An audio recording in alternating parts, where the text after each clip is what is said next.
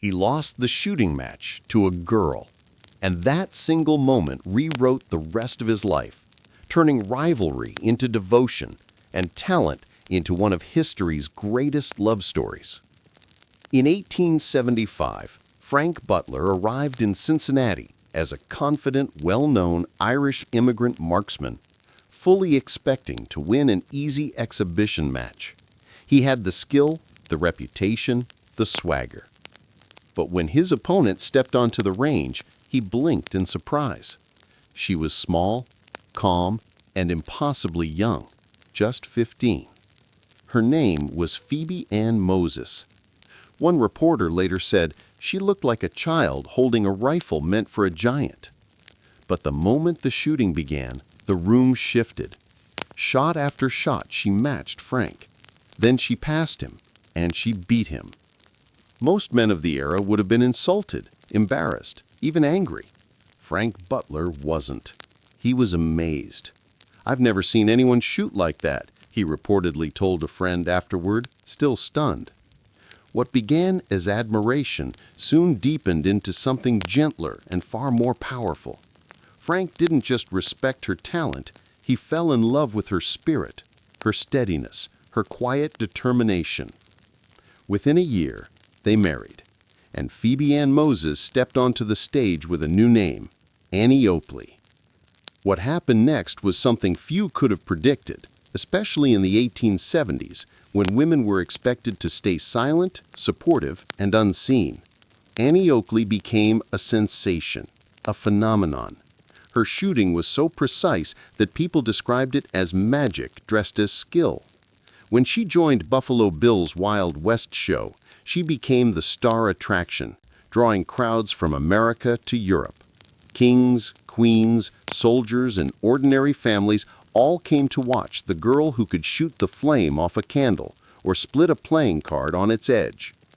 And Frank Butler? He stepped back, not out of defeat, but out of pride.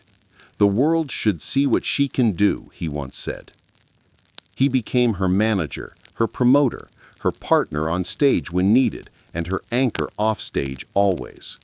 While Annie dazzled audiences, Frank handled the logistics, the schedules, the contracts, the details. He made sure she had every opportunity to rise, and he celebrated every triumph as if it were his own. In an age when husbands expected to be the center of attention, Frank chose a different role. He chose to be the wind at Annie's back. He understood something rare. Her greatness didn't threaten him. It completed him. If someone tried to praise him at her expense, he simply smiled and said, "Annie is the real shooter in this family." And he meant it.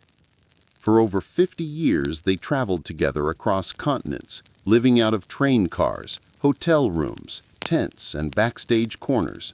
They performed side by side, laughed together, and weathered storms, literal and emotional. Their partnership wasn't just romantic, it was built on equality.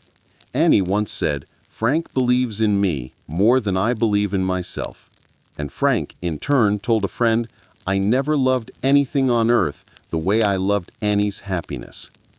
Their bond only grew stronger with time. When Annie's health began to fail in late 2026, Frank stayed beside her every day.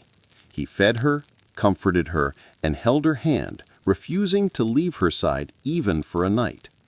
On November 3rd, Annie Oakley died, leaving behind a legacy of groundbreaking talent and indomitable courage.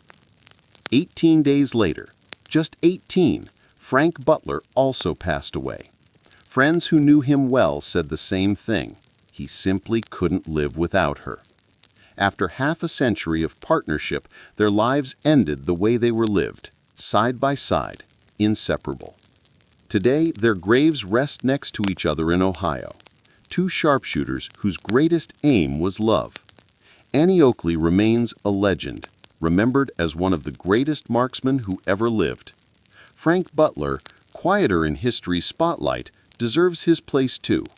Not as a competitor she defeated, but as the man who chose admiration over ego, devotion over pride, and partnership over power.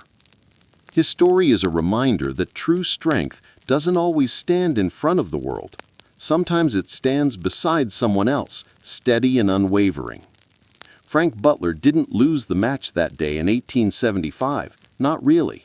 He gained the one person worth losing to, and he spent the next 50 years proving that the greatest victories aren't won with rifles, but with love strong enough to last even beyond life itself.